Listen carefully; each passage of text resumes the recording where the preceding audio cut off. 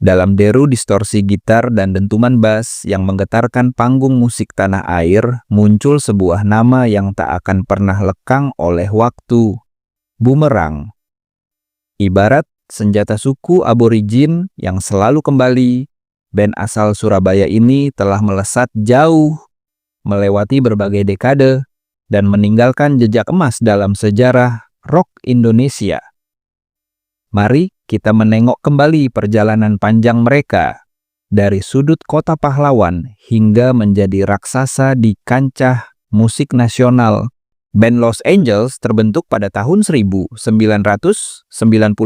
dengan formasi awal Inno Daun, Inno sebagai vokalis, John Paul Ivan di gitar, Hubert Henry Limahelu, Henry pada bass, serta Petrus Agusti, Pet, sebagai drummer. Tidak berselang lama, Inno Daun memutuskan keluar dari band dan posisinya digantikan oleh Roy Jekonia pada tahun 1992. Setelah menjalani berbagai sesi latihan, Los Angeles mengikuti ajang festival rock yang digagas oleh Log Zelebur pada akhir tahun 1993. Dalam kompetisi tersebut, mereka berhasil menembus 10 besar dan merilis lagu No More yang masuk ke dalam album kompilasi 10 finalis Festival Rock se-Indonesia Sabisan 1993.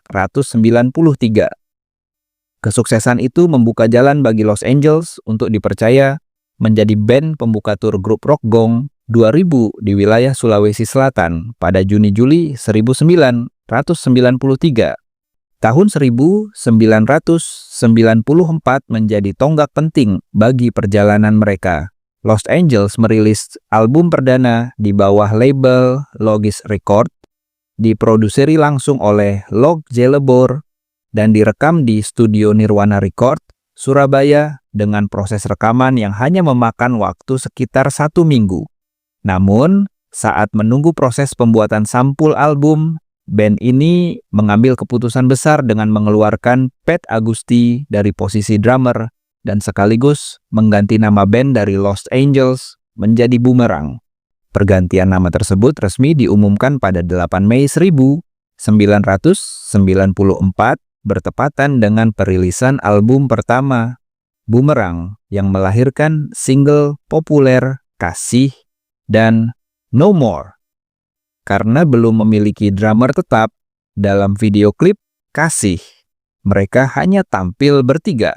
Selama masa promosi album, Bumerang melakukan audisi drummer dan untuk kebutuhan panggung, sementara mereka menunjuk Farid Martin atas rekomendasi Mas Tony, sound engineer album-album Bumerang. Pada 1 Januari 1995, Farid Martin resmi bergabung sebagai drummer tetap. Dengan formasi baru, Bumerang langsung menggarap album kedua berjudul Kontaminasi Otak 1995.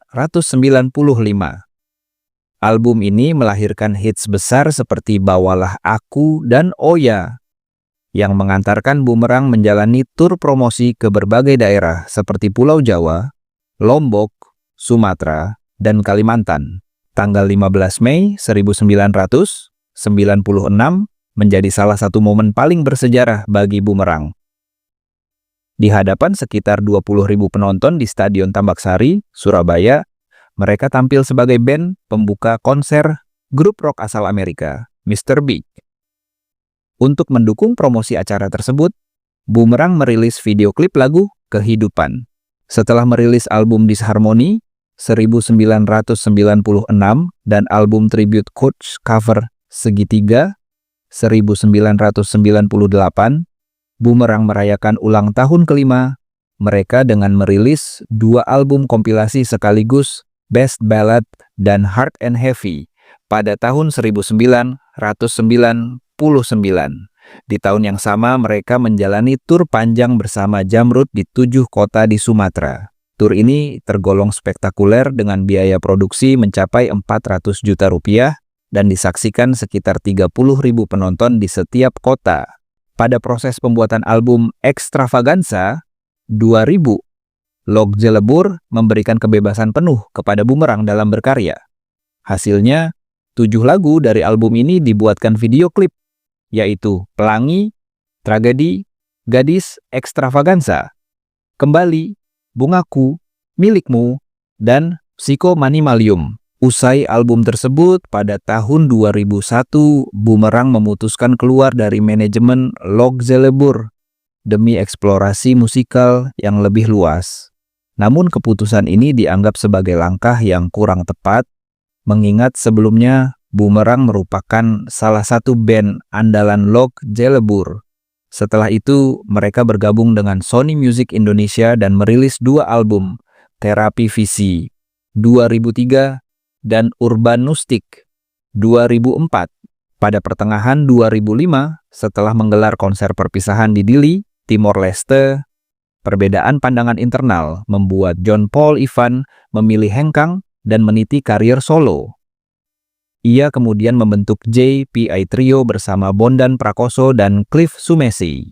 Sebagai pengganti Ivan, Boomerang merekrut 2 gitaris asal Surabaya, Oi dan Tommy, meski keduanya tidak bertahan lama. Pada awal 2007, posisi gitar kemudian diisi oleh Andri Franzi, mantan gitaris Power Slaves. Bersama formasi ini, Boomerang merilis album Suara Jalanan pada tahun 2009. Namun pada 2010, band ini kembali vakum akibat keluarnya Roy Jekonia dan Andri Franzi. Setelah vakum selama 2 tahun dan sempat diterpa isu bubar, Henry dan Farid Martin bersama gitaris Tommy Maranua merilis album Reboisasi pada tahun 2012. Dalam album ini, posisi vokal diisi langsung oleh Hubert Henry Limahelu. Boomerang kembali tampil di publik lewat acara radio show TV On pada 19 Maret 2012 dengan formasi bertiga. Dalam penampilan tersebut, mereka membawakan lagu-lagu lama seperti Kisah Seorang Pramuria, Kembali, dan Sepi Tak Bertepi, sekaligus memperkenalkan lagu baru Tetap Berdiri dan Menggapai Harapan. Band ini kembali aktif manggung di berbagai tempat hingga akhirnya merilis album Harmonis Tidak Seragam pada tahun 2014 dengan vokalis baru Andi Babas. Namun pada 3 November 2020, Boomerang kembali dinyatakan bubar akibat hengkangnya drummer, disusul vokalis dan gitaris. Hubert Henry Limahelu sebagai personel terakhir wafat pada 24 April 2021. Pada tahun 2022, Boomerang bangkit kembali dengan nama Boomerang Reload, yang dimaknai sebagai diisi kembali. Formasi baru ini terdiri dari John Paul Ivan, gitar, Farid Martin, drum, dan Andi Babas, bass. Ivan mengungkapkan bahwa Roy Jekonia menolak bergabung dalam proyek reuni ini dan hingga saat itu posisi vokalis utama belum ditetapkan. Pada awal Desember 2022, Boomerang Reload tampil di ajang Rock in Celebes 2022 di Trans Studio Makassar dengan menghadirkan kolaborasi 2 vokalis tamu, Robby Matulandi, X Edani, dan Irang Arkat, XSBIP. Itulah tadi kisah panjang Boomerang, band yang mengajarkan kita bahwa musik rock punya hati dan jiwa. Meskipun formasi berganti dan raga para personilnya mungkin tak lagi sama, namun karya mereka akan selalu abadi di telinga kita semua. Nah, dari sekian banyak lagu Boomerang, mana nih yang paling punya kenangan buat kamu? Apakah Bawalah Aku, Kisah, atau mungkin Pelangi? Tuliskan kenangan kalian di kolom komentar ya. Kita bernostalgia bareng di sana. Kalau kamu suka dengan konten sejarah musik seperti ini, jangan lupa klik tombol like dan subscribe, serta nyalakan loncengnya supaya kamu nggak ketinggalan cerita dari legenda musik lainnya.